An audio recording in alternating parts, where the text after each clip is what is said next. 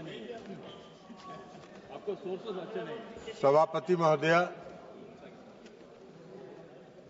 वक्फ संशोधन विधेयक 2025 पर चर्चा हो रही है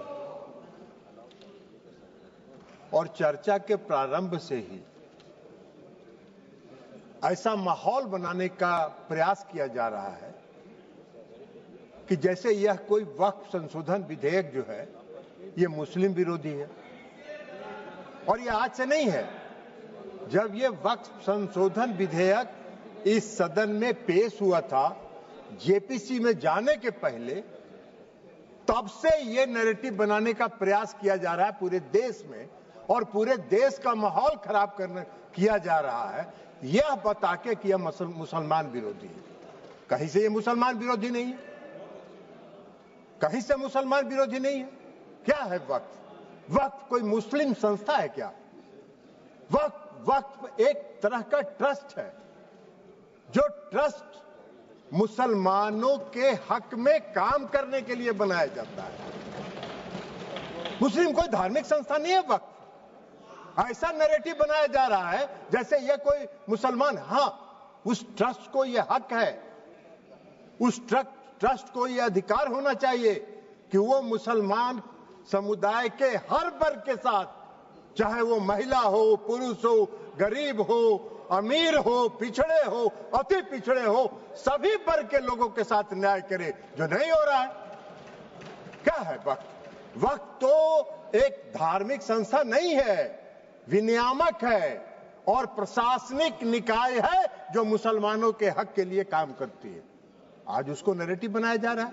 क्यों नैरेटिव बनाया जा रहा है? आप मोदी जी को कोस रहे हैं। अरे भाई, मोदी जी का चेहरा अगर आपको पसंद नहीं आता है तो मत देखिए मोदी जी की तरफ, उनके अच्छे काम का प्रशंसा करिए, यही काम करिए। लेकिन मोदी जी ने जो आज काम किया 2013 में, जो आपने पाप किया था, उस पाप को समाप्त करके आज मोदी जी ने पारदर्शिता लाने का काम उसमें किया है। आपको क्या दिक्कत हो रहा भाई? हाँ, ये अलग बात है कि आपको मोदी जी पसंद नहीं है तो नहीं है, तो मत रहे, लेकिन देश की जनता मोदी जी को पसंद करती है और इसलिए मोदी जी पारदर्शिता के साथ समाज के हर तबके के लिए काम करने का काम करते हैं। ये पाप आपका है और आपके उस पाप को आज मोदी जी ने आपके चंगुल से, उस गिरोह से निकाल के आम मुसलमानों की तरफ उसको फेंक दिया है उसके काम करने के लिए। तो ये आपको खराब लग रहा है? क्यों खराब लग रहा है भाई? ये खराब लगने की कोई चीज तो है नहीं। आप मुसलमानों के कल्याण के विरोधी हैं क्या? आप मुसलमानों के कल्याण के लिए अगर मोदी जी ने कोई काम किया तो उसकी प्रशंसा करनी चाहिए थी। लेकिन आपको आज क्या है, आज इस देश में दो तरह के लोग इस वक्फ संशोधन विधेयक के खिलाफ हैं। एक वैसे लोग जो अपने वोट के लिए धार्मिक मामलों का इस्तेमाल करते हैं, वो इसके विरोध में हैं और वो इसके विरोध में माहौल खड़ा कर रहे हैं। और दूसरे वैसे लोग हैं जिनका इस पर वक्फ पर कब्जा था, वो अपने कब्जे को चंगुल से जाते हुए देखकर आज इसके विरोध में खड़ा है। क्या है भाई? क्यों विरोध कर रहे हैं भाई? इस संशोधन के विरोध का क्या कारण है? कोई कारण नहीं है।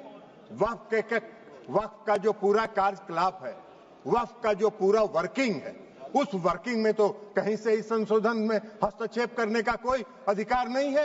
लेकिन अगर वक्फ के कार्यकलाप में हम कोई हस्तक्षेप नहीं कर रहे हैं, लेकिन हम वक्फ का जो आमदनी है वह आमदनी सही मामलों में मुसलमानों के लिए खर्च हो, इस पर नजर रखने के लिए हम इसमें संशोधन लेके आए। आपको क्या दिक्कत नजर आ रहा है इसमें?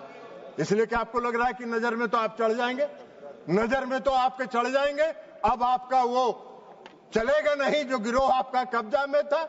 मुसलमानों के हक में काम होगा, बेहतर प्रबंधन होगा, धन के दुरुपयोग को रोका जा सकेगा और सिर्फ उसके कार्यकलाप पर निगरानी रखने का तंत्र विकसित किया जा रहा है। इसमें आपको कोई विरोध का आधार नहीं है। और ये नैरेटिव अगर आप बना रहे हैं पूरे देश में, तो अपने लाभ के लिए, अपने राजनीतिक लाभ के लिए, अपने वोट के लिए आप इसका इस्तेमाल कर रहे हैं।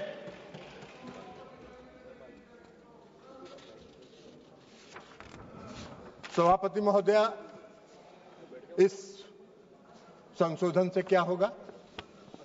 इस संशोधन से सबसे बड़ा फायदा क्या है? आज मुसलमान समुदाय के अंदर, ये नैरेटिव तो आप बना नहीं रहे, मुसलमान समुदाय के अंदर पसमानदा समाज के भी लोग हैं। आप जरा बताइए हमको, पूरे देश भर का उदाहरण देके बताइए कि पसमानदा समाज का वक्त पर कोई है, वक्त में उसका बेचारे का कोई से है?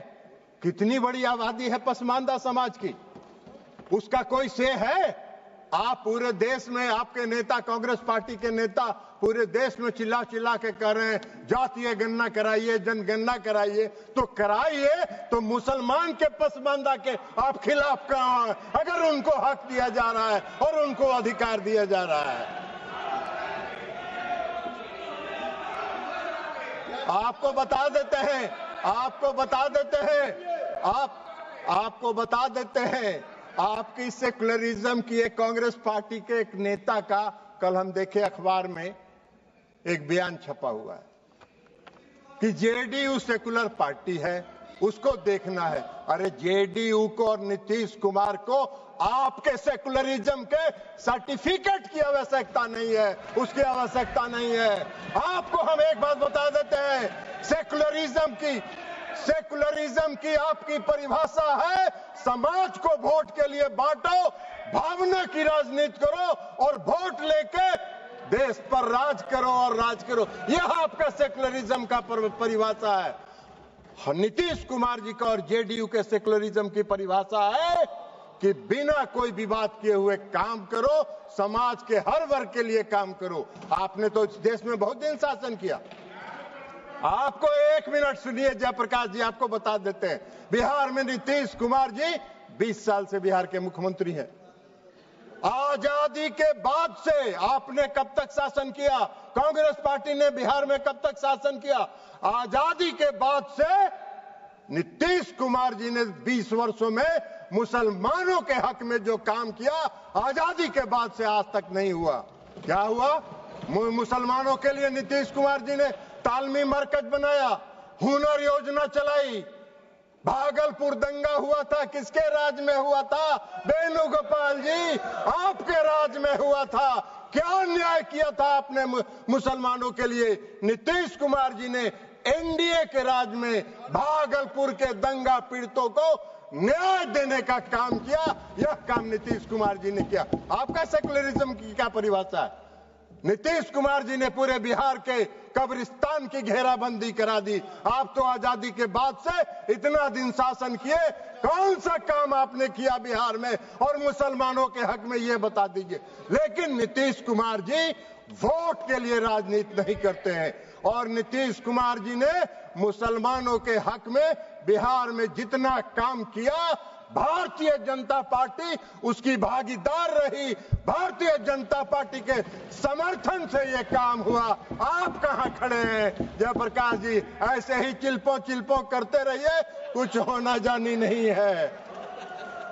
तो इसलिए आज वक्फ संशोधन बिल के माध्यम से मुसलमानों के, पसमानदा समाज के मुसलमानों के लिए, जो पिछड़े वर्ग के मुसलमान हैं, जो गरीब तबके के मुसलमान हैं, जो मुसलमान में भी सबसे निम्न वर्ग के मुसलमान हैं, उनको भी आज न्याय देने का काम हो रहा है। तो आपको चिल्पों बम मचा रहे हैं, आप हल्ला कर रहे हैं, आप नैरेटिव सेट कर रहे हैं, जैसे लगता है कि इस देश में कोई तूफान आने वाला है। अरे तूफान नहीं आने वाला है। इस देश के पसमानदा समाज के मुसलमान कल नरेंद्र मोदी के साथ खड़े होंगे कि इनके शासनकाल में हमको न्याय मिला। आप कहां नजर आइएगा? नैरेटिव सेट करते रहिए। और उसके बाद आप बताइए, महिला सशक्तिकरण की बात करते हैं, बड़ा चिल्लाते हैं महिला सशक्तिकरण के लिए कि महिलाओं को सशक्त करना है, कांग्रेस पार्टी महिलाओं को सशक्त करती है। अरे कहां महिलाओं को? मुसलमान समुदाय में महिला नहीं है क्या? मुसलमान समुदाय में महिला नहीं है? आज अगर मुस्लिम समुदाय के महिलाओं को वक्त के साथ जोड़ा जा रहा है, आपको क्यों विरोध हो रहा है? मुस्लिम समाज के महिलाओं को भी सशक्तिकरण का हक है, उनके सशक्तिकरण का भी काम प्रधानमंत्री नरेंद्र मोदी जी की सरकार ने किया। इस वक्त संशोधन विधेयक के माध्यम से आपका नैरेटिव सेट कर रहे हैं पूरे देश में, जैसे लगता है मोदी जी मुस्लिम विरोधी हैं। मोदी जी पारदर्शी, मोदी जी सेकुलरिज्म, जिस तरह नीतीश कुमार जी ने बिहार में सेकुलरिज्म स्थापित किया, प्रधानमंत्री नरेंद्र मोदी जी भी पूरे देश में सेकुलरिज्म को लेकर आगे चल रहे हैं। समाज के हर तबके के साथ, समाज के हर वर्ग के साथ, देश के हर राज्य के साथ एक साथ काम करके उसको विकसित करने का काम कर रहे हैं, इसलिए कि उनका विजन, उनकी सोच व्यापक है। वो विकसित देश बनाना चाहते हैं, आत्मनिर्भर भारत बनाना चाहते हैं। आप देश को संकुचित रखना चाहते हैं, देश को बांट के वोट के लिए धर्म के आधार पर वोट को बांटना चाहते हैं, जो आपका चलने वाला नहीं है। अभी चर्चा हो रही थी, बहुत लोगों ने कहा इस संशोधन के माध्यम से डीएम को अधिकार क्यों दे दिया गया। बहुत लोगों ने सिविल प्रोसीजर कोर्ट तक की बात करी, हमको हंसी आ रही थी। सीपीसी से क्या लेना देना है? गाय का सील भैंस में, भैंस का सील सिंह जो है गाय में लगा रहे हैं। अरे भाई, इस देश में रेवेन्यू के रिकॉर्ड्स का कस्टोडियन कौन होता है? इस देश में रेवेन्यू के रिकॉर्ड्स का कस्टोडियन डिस्ट्रिक्ट मजिस्ट्रेट होता है, और डिस्ट्रिक्ट मजिस्ट्रेट को अगर यह अधिकार दिया गया था, कोई गलत नहीं था, लेकिन फिर भी आपने उसका विरोध किया। तो भाई सरकार ने सोचा कि चलिए आपके विरोध को मान लेते हैं, और उससे बड़े अधिकारी को दे दिया ये अधिकार। लेकिन रेवेन्यू के रिकॉर्ड्स का कस्टोडियन जिलाधिकारी होता है। आपका अगर झगड़ा होगा, मेरी संपत्ति का अगर झगड़ा होगा, वेणुगोपाल जी आपकी संपत्ति का किसी से झगड़ा होगा, तो कहां जाते हैं आप? खतियान देखने के पास? किसके पास जाते हैं? वही डिस्ट्रिक्ट मजिस्ट्रेट के यहां, वही डिस्ट्रिक्ट मजिस्ट्रेट की अदालत में जाते हैं। एक आम मुसलमान भी आज की तारीख में, आम नागरिक अगर मुसलमान का है और उसकी व्यक्तिगत संपत्ति पर कोई विवाद होता है, तो वो जाता है डिस्ट्रिक्ट मजिस्ट्रेट के यहाँ, और वहीं से उसको न्याय मिलता है। तो आम मुसलमान डिस्ट्रिक्ट मजिस्ट्रेट के दफ्तर में जाएंगे, उनको न्याय मिलेगा। अब वक्फ को नहीं जाना है, इसलिए कि वक्फ की जमींदारी है। पूरे वक्फ की संपत्ति पर उसको समाप्त करने का काम, पारदर्शिता लाने का काम नरेंद्र मोदी की सरकार ने किया है। इसका स्वागत करना चाहिए, इसका विरोध नहीं होना चाहिए। अब आप कह रहे हैं कि ट्रिब्यूनल की बात आती है। भाई क्या ट्रिब्यूनल में क्या दिक्कत है? आज का क्या कानून है? आज का क्या कानून है? आज का कानून यह है जो पाप किया आपने 2013 में। आज का कानून क्या है कि अगर कोई वक्त, जो सुबह में रिजिजू साहब मंत्री जी जो भाषण दे रहे थे, उन्होंने कहा कि धारा 40 को खत्म कर दिया हमने। बड़ा बहुत अच्छा धन्यवाद के पात्र हैं किरेन रिजिजू साहब जी। इन्होंने सुप्रीम कोर्ट की बिल्डिंग को, राष्ट्रपति भवन की बिल्डिंग को, लोकसभा की बिल्डिंग को बचा लेने का काम किया, नहीं तो कल कह देता कि ये भी मेरा वक्त का संपत्ति है। भाई आपका ऐसा कौन सा कानून है इस देश में? इस देश में ऐसा कहीं कानून होता है? कोई प्रजातांत्रिक, हम आजादी के बाद से इतने दिनों से इस देश को चला रहे हैं, कौन सा इस देश में ऐसा कानून है कि वक्फ ने जिस पर रख दिया हाथ, वक्फ की संपत्ति हो गई? अभी सेकुलरिज्म के इनके सहयोगी हैं, जिनके आजकल वेणुगोपाल जी, जिस पार्टी जो है जिसकी पिछलग्गू बनी हुई है, आज उनका भी वायरल हो रहा है।